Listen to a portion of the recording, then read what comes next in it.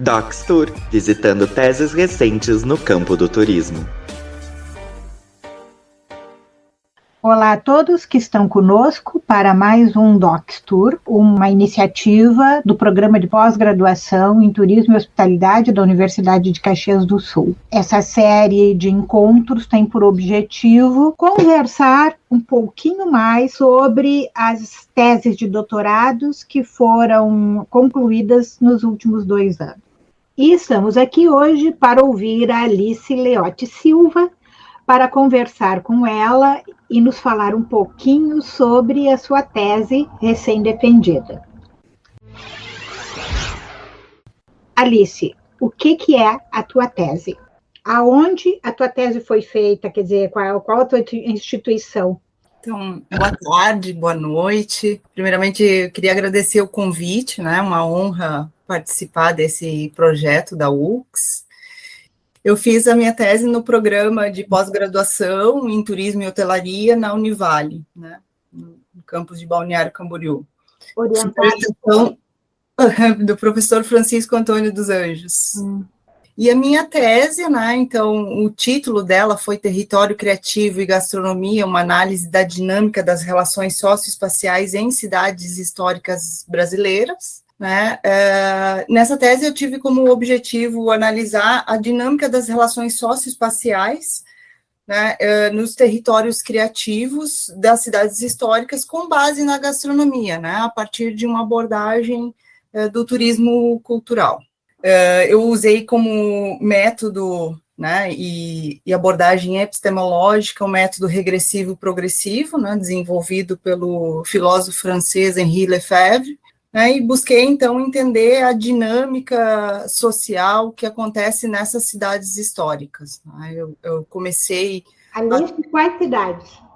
Eu comecei, então, com 11 cidades, mas concluí todo o estudo, né, os 3 movimentos desse método do Lefebvre, com 5 cidades. Né? Então, as 5 cidades são Pelotas, no Rio Grande do Sul, São João del Rei, em Minas Gerais, Paranaguá, no Paraná, Angra dos Reis, e especificamente a Vila Histórica de Mambucaba, né, que pertence a Angra dos Reis, Parnaíba, no Piauí. Então, são essas 5 cidades que eu fiz análise completa, né? Depois tiveram outras cidades que acabaram, ao longo da pesquisa, que foram excluídas, né? Como Cabo Frio, Nova Friburgo, Petrópolis, Corumbá, Porto Seguro e Sobral.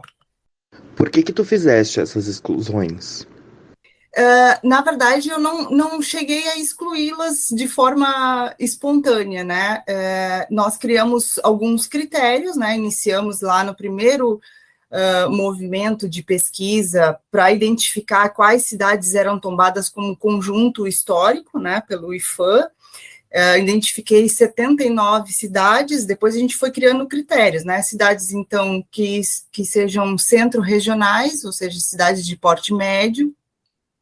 Depois a gente criou critérios também de cidades que sejam identificadas pelo mapa do turismo brasileiro como A ou B, e depois, então, fiquei com essas 11 cidades, e depois, para passar para 5 cidades, o critério foi a concessão de uma entrevista por algum gestor público que pertenciam, então, à Secretaria de Cultura ou à Secretaria de Turismo, né, que eram meus 2 viés de trabalho, né. Então, apenas essas 5 cidades participaram da etapa da entrevista, né. Eu tentei contato com outras, cheguei a agendar entrevista com outras cidades, mas acabaram não se concretizando, né, então, por isso que permaneceram apenas 5 cidades. E Alice, não é bem da tua tese, eu sei, mas sempre essa dificuldade de ter retorno em entrevista, né? Acaba sendo uma técnica de pesquisa das mais complicadas e, repito, eu sei que não é da tua tese, mas tu terias alguma posição sobre isso? Por que as pessoas têm medo de falar, será? Eu vejo que existe um certo... não sei se bloqueio, né, mas uma dificuldade dessa relação com a academia, né.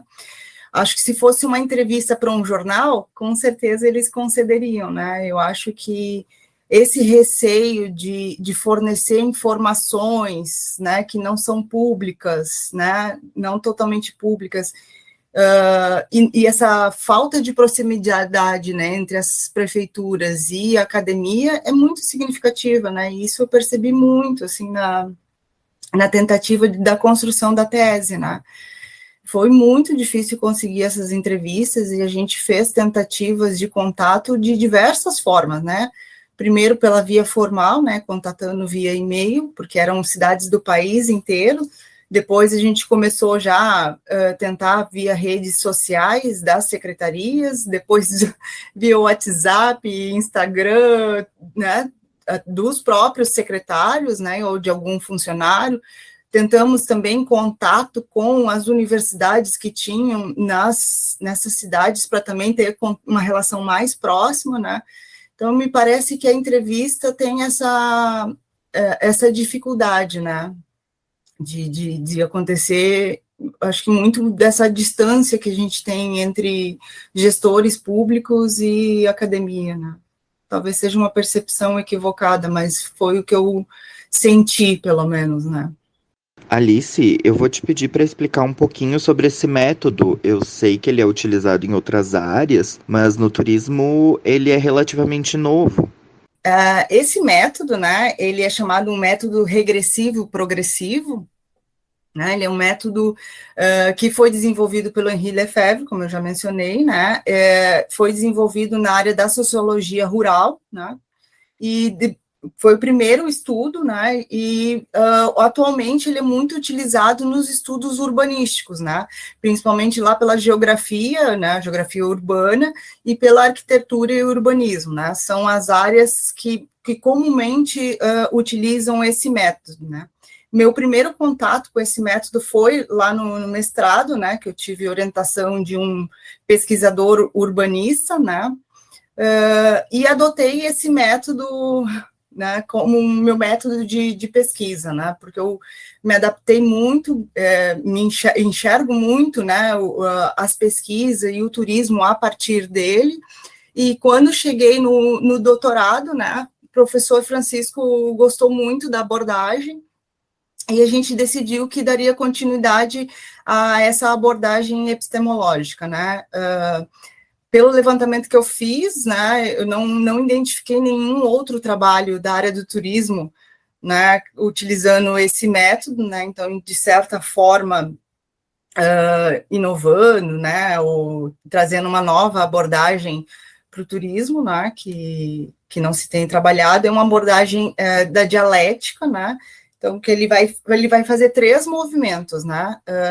obrigatoriamente, né, o primeiro dele se chama um movimento descritivo, né, que vai fazer uma observação do objeto, né, como se fosse um antropólogo que ele vai sentar e observar, né, ele vai fazer todas as observações, né, sobre esse objeto que ele está trabalhando. No meu caso, as cidades históricas, o centro histórico especificamente, né. Então, como a cidade ela é uma dimensão espacial muito grande, o meu recorte foi o centro histórico de cada uma dessas cidades. Se tu fizesse campo em todas elas. Eu fiz campo digital, né, professora, porque eu peguei o meu período de campo foi todo da pandemia, né, então eu fiz ela de forma virtual.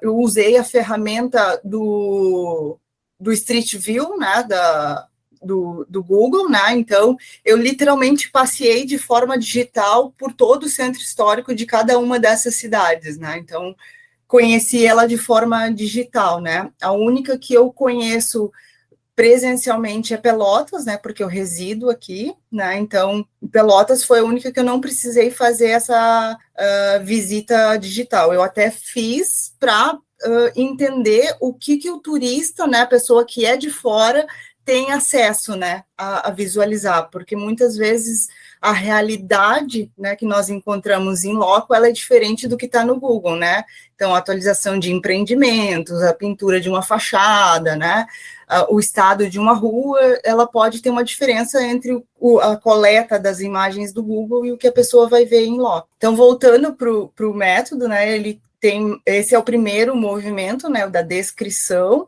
O segundo movimento ele chama analítico regressivo, né? Então, o primeiro movimento eu descrevi, no segundo movimento eu vou voltar para a história dele, para entender a partir de datações como que essa realidade foi construída, né? Buscando entender as continuidades e as descontinuidades, né? Então, acaba que identifica essa realidade descrita a partir dessas incoerências que vão acontecendo ao longo da história das cidades, né?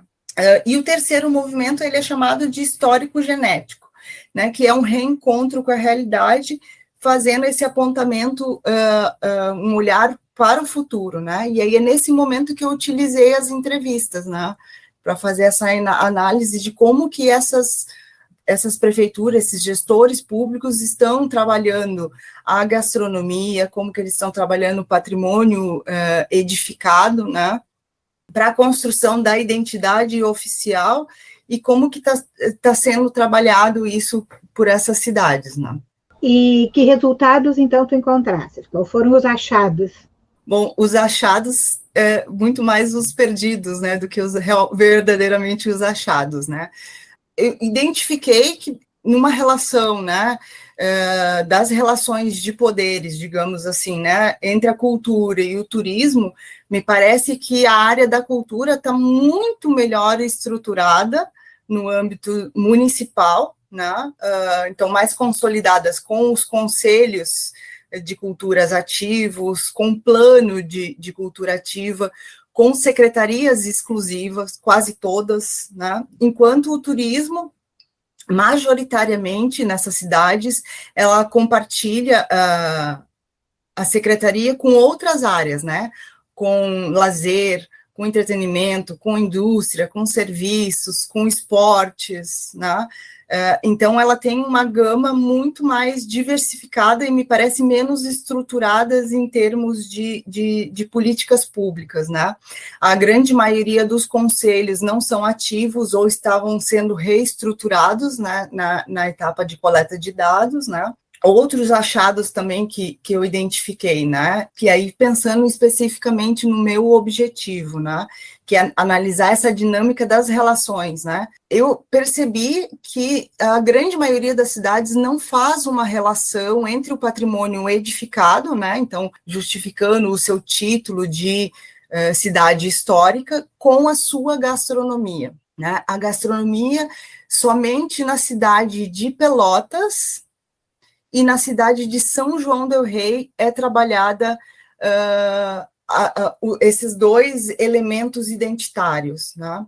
Mas somente Pelotas faz essa relação entre o patrimônio edificado e o patrimônio gastronômico, né? Já São João del Rei parece estar se dedicando mais ao patrimônio da linguagem dos sinos, né, que eles têm como reconhecido uma linguagem dos sinos, né, que é uma cidade já reconhecida por uma quantidade de igrejas com toques de sino para a comunicação da cidade, isso que foram identificados mais de 40 toques, né, e a gastronomia que é com base no queijo artesanal tipo Minas, né, que eles têm também um reconhecimento como patrimônio nacional, mas eles não trabalham isso dentro da identidade oficial do município, né? Apesar de fazer parte da memória coletiva, da identidade do morador, né? Mas eles não trazem para esse momento de oficialização e de estruturação do turismo a partir da gastronomia, né? Também foi possível identificar, né, que dessas 5 cidades eu consegui categorizar elas em duas categorias, né, então são cidades históricas litorâneas, que é Angra dos Reis, Paranaguá e Parnaíba, né, que são cidades que trabalham o seu turismo muito mais voltados para o turismo de sol e praia, e também trabalham bastante a gastronomia, mais no sentido de representação mental, né, e também uma gastronomia litorânea, né, ligada à cultura pesqueira, né, então muito à base do peixe, do caranguejo, né, e essa gastronomia, elas só são encontradas nas praias, nas ilhas, mas no centro histórico ela não está disponível, né? O centro histórico, então, como um dos entrevistados mencionou, né, a comunidade local deu as costas, né? Virou as costas. Para mim foi muito marcante essa fala, né? De que eles deram as costas e não é valorizado, tanto a gastronomia como o patrimônio edificado. E a outra a aglutinação de cidades, né, que eu chamei de cidades históricas culturais, que é Pelotas e São João del Rei, né, que foram as que mais se aproximaram ao que eu estava buscando, né. Então, Pelotas tem trabalhado muito, né, a questão do doce tradicional, né, aqui na cidade, então toda a identidade da cidade tem sido trabalhada nesse sentido. Você passeia pela cidade, você encontra formigas gigantes, né, e as crianças geralmente interagindo, né, os turistas tirando foto com essas formigas, além de outras campanhas, né, como Seja Doce com Pelotas, os ônibus circulares são adesivados com algum doces que eles transformaram em personagens, né, para trabalhar toda uma identidade de cidade, né? Então, também trabalhando a conscientização, tanto ambiental como patrimonial, e outros aspectos, né? Mas nós tivemos uma pesquisa recente aqui no PPG Tour da Universidade de Caxias do Sul, do André, que ele pesquisou o charque, porque o charque é a base de todo o patrimônio de Pelotas, né? Ele é fruto do dinheiro do charque, e também o que ele constatou foi uma absoluta ausência do charque enquanto oferta gastronômica na cidade, né?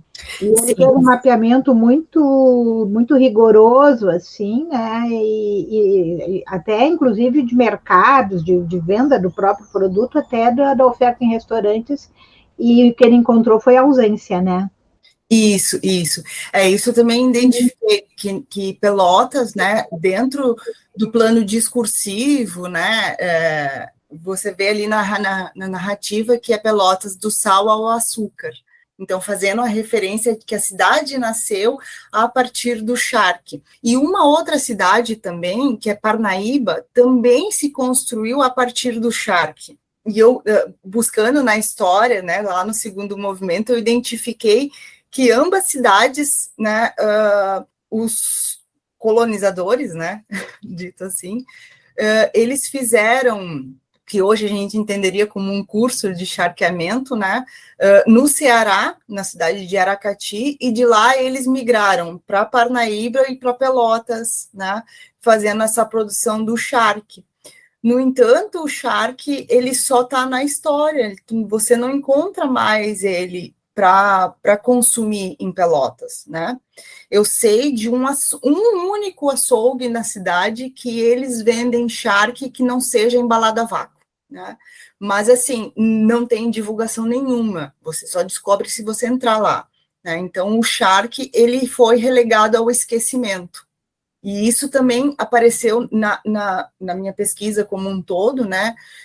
No estudo dessas cidades, eu acabei me deparando com a construção de uma identidade nacional, né? Que também no plano discursivo, você tem ali que a identidade nacional é a mistura, né, do português com o índio, né, e o negro. No entanto, isso só está no plano de discurso, porque nessas cidades históricas, tudo que foi reconhecido, tanto material, né, como imaterial, ele está ligado ao colonizador português branco europeu. De indígena, o que eu achei na cidade são os nomes das cidades, né?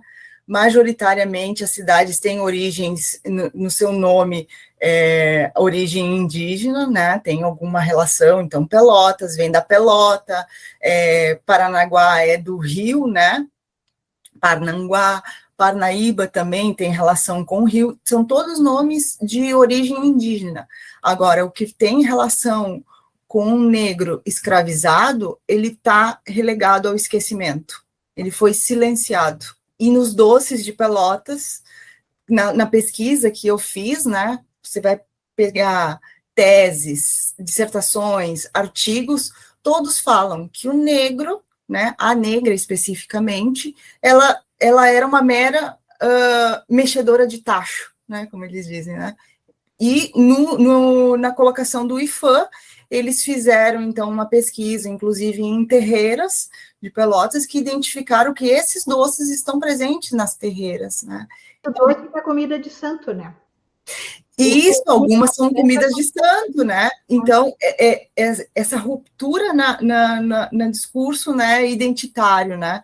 Eu acho que nós estamos começando esse movimento de dizer que esse doce não é só português, né? Ele tem muita influência do negro escravizado aqui, né? Mas no plano discursivo ele ainda é branco-europeu, português especificamente. Alice, tu vai utilizar o território criativo e essa relação com o patrimônio imaterial, mas eu fiquei me questionando o porquê da gastronomia e não, por exemplo, da música ou do artesanato ou de alguma outra imaterialidade. Foi uma questão de escolha, sabe, Felipe? Porque quando tu trabalha ali a questão da criatividade, tem diversos campos, né? Ali, então, o campo do patrimônio, ele é muito amplo, né? Você pode trabalhar ali no patrimônio imaterial diversas vieses de abordagem, né? E quando eu me deparei lá com São João del Rei, né, que trabalhava muito mais forte a questão da música, foi um momento que eu tive que fazer uma escolha. Então, que abordagem? Eu já tinha uma gama muito grande de cidades, de categorias de análise, então eu tive que escolher um viés, né? E como eu já vinha de um movimento anterior ao doutorado, de aproximação com a gastronomia, como uma abordagem cultural, né, entendendo ela como cultura, então eu optei por trabalhar com a gastronomia. No entanto, uma das minhas sugestões, né, ao fim da tese, é que talvez eu tivesse um outro resultado se eu tivesse abordado algum outro elemento cultural, né? Se eu tivesse abordado, por exemplo, a música, eu teria talvez um outro resultado completamente diferente do que eu tive, né? Bom, Alice, então tem sido a nossa pergunta derradeira, né? Por que ler a tua tese? Olha, essa pergunta muito difícil, né? Por que ler? Eu acho que existem vários motivos, né, para ler a minha tese. O primeiro deles, eu acho que é por essa abordagem epistemológica, não gostaria de chamá-la de inovadora, porque ela já é bastante usada em outras áreas, né? Talvez para o turismo ela é inovadora, né? Eu acho que trazer uma abordagem epistemológica que não foi utilizada ainda no turismo seja um fator motivacional para a leitura. E o segundo motivo, que me parece bastante relevante, é conhecer um pouco mais, né, das nossas cidades históricas, né, e conhecer um pouco das incoerências do que é discurso e do que a gente encontra na realidade, né. Então, eu acho que seriam os principais motivos, né. Talvez teria outras tantas justificativas por ler, né, mas me parece que essas as que sobressaem. Então, Alice, muito obrigada, né, sucesso, né, e mais uma vez desejo sucesso, e a quem está nos ouvindo, que nós já temos uma meia dúzia de conversas com recém-doutores, não é? Todas muito ricas e muito instigantes, mostrando que o turismo, ele cada vez mais se constitui realmente como um campo de estudos. Muito obrigada, Alice, obrigada, Felipe, e até a próxima.